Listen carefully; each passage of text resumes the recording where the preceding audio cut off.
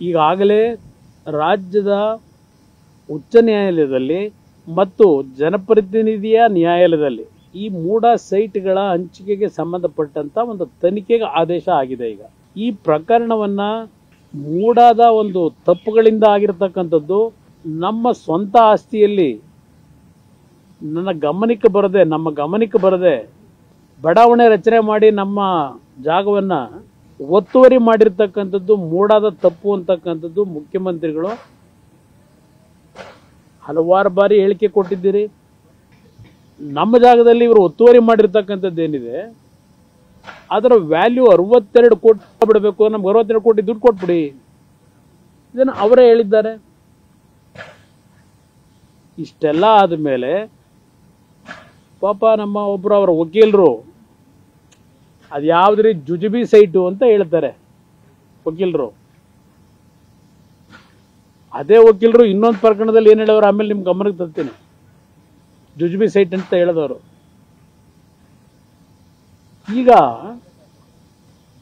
ನಿನ್ನೆ ರಾತ್ರಿ ಸಚಿವ ಸಂಪುಟದ ಹಲವಾರು ಪ್ರಮುಖರು ವಕೀಲರು ಮುಖ್ಯಮಂತ್ರಿಗಳ ಮನೆಗೆ ಏನು ಕಾರ್ಗಳು ಬರ್ರಂತ ಹೋಗ್ತವೆ, ಸರ್ರಂತ ಬರ್ತವೆ ಮುಖ್ಯಮಂತ್ರಿಗಳ ಮನೆಯಿಂದ. ರಾತ್ರಿ ನಿಮ್ಮ ಚಾನಲ್ಗಳಲ್ಲಿ ತೋರಿಸ್ತಾ ಇದ್ರಿ ಏನು ಕಾರು ಕಾವೇರಿ ಒಳಗೆ ನುಗ್ತವೆ, ಕಾವೇರಿಯಿಂದ ಹೊರಗೆ ಬರ್ತವೆ.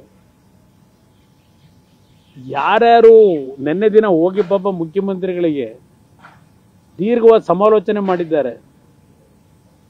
ಪಾಪ HK ಪಾಟೀಲ್ರು ಈ ರಾಜ್ಯದ ಒಬ್ಬ ಗೌರವಾನ್ವಿತ ನ್ಯಾಯಕ್ಕೋಸ್ಕರಲೇ ಹುಟ್ಟಿರೋರು ಅವರೆಲ್ಲ.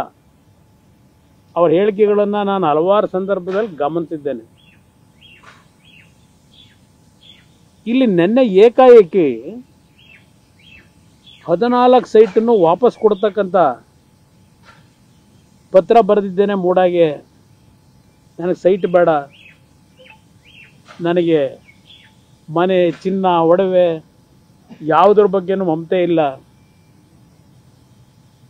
30-40 ವರ್ಷಗಳಿಂದ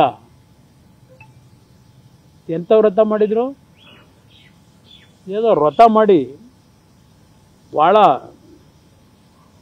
ಶಿಸ್ತುಬದ್ಧ ಜೀವನ, ಕಪ್ಪು ಚುಕ್ಕೆ ಬರದೇ ಇರತಕ್ಕಂಥ ರೀತಿಯಲ್ಲಿ ನನ್ನ ಪತಿಯವರು ಶ್ರಮ ಪಟ್ಟಿದ್ದಾರೆ ಅಂತ ಹೇಳಿದ್ದಾರೆ. ನಾನು ಹೆಣ್ಣುಮಗಳ ಬಗ್ಗೆ ಮಾತನಾಡಲ್ಲ. ಆಮೇಲೆ ನನಗೆ ಇನ್ನೊಂದು ಆಶ್ಚರ್ಯ, ಮುಖ್ಯಮಂತ್ರಿಗಳು ನೆನ್ನೆ ಸೈಟ್ಗಳನ್ನು ಸರೆಂಡರ್ ಮಾಡ್ತಕ್ಕಂಥ ವಿಷಯವನ್ನು ನಾನು ಓದಿ ಬಹಳ ಅಚ್ಚರಿ ಆಗೋಯ್ತು ಅಂದವ್ರೆ.